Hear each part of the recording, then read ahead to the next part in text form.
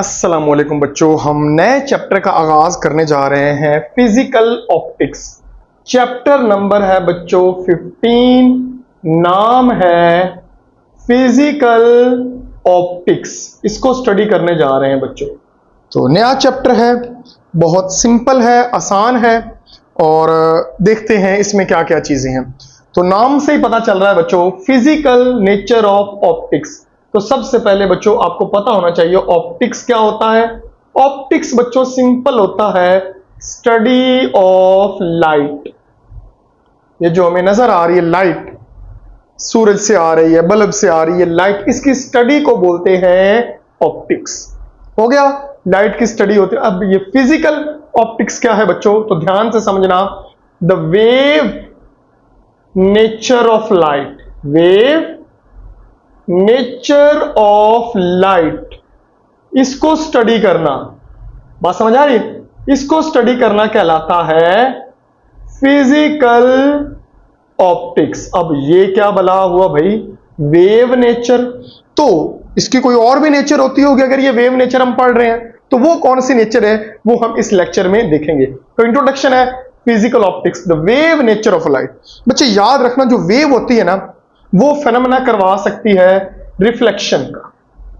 किसका? रिफ्लेक्शन का। वो रिफ्रैक्शन करवा सकती है। वेव की बात कर रहा हूं, वो डिफ्रैक्शन करवा सकती है। हमने 9th 10th में ये पढ़ चुके हैं। वेव इंटरफेरेंस करवा सकती है, इंटरफेरेंस करवा सकती है। बीट्स का फेनोमेना वेव करवा सकती है, ठीक है। और वेव क्या कर सकती है, वेव स्टेशनरी वेव पैदा कर सकती है। बात समझ आ रही? वेव पोलराइजेशन करवा सकती है। बात समझ आ रही? तो ये सारे फेनोमेना लाइट की जो नेचर है, कौन सी? वेव नेचर में आते हैं। यानी लाइट बिहेव करती है एज अ वेव। तो वेव ये सारे काम कर सकती है। तो भाई मेरे लाइट की जो वेव नेचर है, इसके अलावा कौन सी नेचर है? तो ध्यान से बच्चों समझना, हम बात करने जा रहे हैं हिस्ट्री ऑफ लाइट की। हिस्ट्री ऑफ लाइट के ऊपर हम बात करें। बात समझ आ रही? ये एक बड़ी तवील जंग चली है। इस जंग का आगाज हुआ आइजक न्यूटन से। आइजक न्यूटन से इसने राउंड अबाउट 1672 में कहा कि लाइट जो है वो पार्टिकल है। और इसने जो थ्योरी दी उसको बोलते हैं कार्पस्कुलर थ्योरी। बात समझ आ रही? इस थ्योरी के अकॉर्डिंग जो लाइट है, लाइट वो छोटे छोटे पार्टिकल से मिलकर बनी हुई। लेकिन न्यूटन रिंग्स में जो फेनोमेना हुआ उसको ये एक्सप्लेन ना कर पाई, वो हम अभी देखेंगे बाद में। तो आइजक न्यूटन ने 1672 में कहा लाइट क्या है, पार्टिकल। और आप बच्चे गौर करना, इसका दिमाग, इसको दुनिया के टॉप साइंटिस्ट रैंकिंग में टॉप नंबर पर रखा जाता है। क्यों रखा जाता है, ध्यान से सुनते जाना। 1672 में इसने कहा कि लाइट की नेचर कौन सी है, पार्टिकल नेचर। ओके बच्चों, फिर आया क्रिश्चियन हाइजेंस। हाइजेंस ने आई थिंक 1678 में कहा कि जो लाइट है उसकी नेचर है वेव, यानी वो वेव की तरह बिहेव करती है। लेकिन न्यूटन क्या कह रहा है, पार्टिकल, यानी जब लाइट टकराती है तो मोमेंटम ट्रांसफर होता है। लेकिन हाइजेंस क्या कह रहा है, वेव है। उसके बाद बच्चों आता है हमारा यंग्स। साइंटिस्ट का नाम क्या है, यंग्स। 1801 में इसने कहा, बल्कि कहा नहीं, प्रूव कर दिया। प्रूफ कर दिया। क्या प्रूव किया? कि जो लाइट है बच्चों वो वेव है। और इसका एक्सपेरिमेंट था डबल स्लिट एक्सपेरिमेंट। मैं लिख भी देता हूं, डबल स्लिट एक्सपेरिमेंट। इस चैप्टर में हम पढ़ेंगे ये डबल स्लिट एक्सपेरिमेंट क्या होता है। इसमें प्रूव कर दिया लाइट वेव है। अब तो पंगा खत्म हो जाना चाहिए, लेकिन नहीं, ऐसा नहीं। ये बात चलती गई।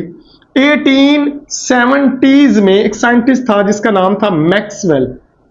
क्या नाम था, मैक्सवेल। उसने कहा कि जो लाइट है वो इलेक्ट्रोमैग्नेटिक वेव है।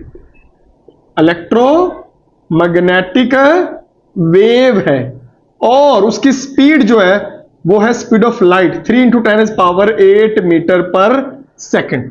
ये मैथमेटिकली इसने प्रूव कर दिया कि लाइट इलेक्ट्रोमैग्नेटिक वेव है। यानी वो इलेक्ट्रिक फील्ड, ये इलेक्ट्रिक फील्ड है बच्चों, और साथ अभी मैं आपको डायग्राम बना देता हूं, ये इलेक्ट्रिक फील्ड है और इधर वेलोसिटी है इसकी। और इलेक्ट्रिक फील्ड के परपेंडिकुलर मैग्नेटिक फील्ड भी ऑसिलेट करता है। तो इस तरह जो मैक्सवेल था उसने कहा था कि लाइट का है इलेक्ट्रोमैग्नेटिक वेव, यानी इलेक्ट्रिक फील्ड और मैग्नेटिक फील्ड से मिलके बनी हुई है, यानी ये वो ऑसिलेट करते हैं तो ये मूव करती है। उसके बाद बच्चों ये स्टोरी चलती गई और ये बात पहुंची 1900 पे, जब आया मैक्स प्लांक। कौन है? Max Planck. इसने फिर कह दिया कि जो लाइट है वो छोटे छोटे पैकेट्स, क्वांटा जिसे इसने नाम दिया, बात समझ आ रही? या सिंपल वर्ड में बोलो तो लाइट किससे मिलकर बनी हुई है? पार्टिकल से, छोटे छोटे पैकेट से, क्वांटा से, पार्टिकल से मिलकर बनी हुई। कब कहा? 1900 में। बात समझ आ रही? लेकिन इसके पास कोई एविडेंस नहीं था, लेकिन इसने इसकी इक्वेशन बना दी। इसकी इक्वेशन इसने लिखी कि वो जो एनर्जी है उस फोटोन की, उसका फार्मूला इसने लिख दिया इज इक्वल टू HF। लेकिन फिर क्या हुआ? फिर हमारे आए आइंस्टाइन, एल्बर्ट आइंस्टाइन। कब? 1905 में। उन्होंने प्रूव कर दिया कि जो लाइट है उसकी नेचर क्या है? पार्टिकल। फोटो इलेक्ट्रिक इफेक्ट में लो जी, यहां पे प्रूव हुआ लाइट वेव है, यहां पे प्रूव हो गया लाइट क्या है? पार्टिकल है। अब ये क्या बात हुई? वो कभी लाइट जो है वो वेव बन रही है, कभी क्या बन रहा है? पार्टिकल। लेकिन स्टोरी यहां खत्म नहीं हुई। फिर एक साइंटिस्ट आया बच्चों जिसका नाम था डी ब्रोगली। क्या नाम था? De Broglie. उसने एक हाइपोथेसिस दिया कि जो लाइट है बच्चों गौर करना, उसकी डुअल नेचर है। कौन सी नेचर है? डुअल, यानी वो बिहेव करती है एज अ वेव भी और एज अ पार्टिकल भी, दोनों नेचर रखती है। और समझ, किसने कहा? De Broglie. लेकिन फिर दो साइंटिस्ट आए जिन्होंने मिलकर काम किया, उनका नाम था डेविसन एंड जर्मर, और इन दोनों ने प्रूव कर दिया अगेन कि जो लाइट है उसकी नेचर क्या है? डुअल, यानी वो एज अ वेव भी बिहेव करती है और एज अ पार्टिकल भी। तो बच्चे आजकल हम यहां पे काम कर रहे हैं, ये 1927 की बात है।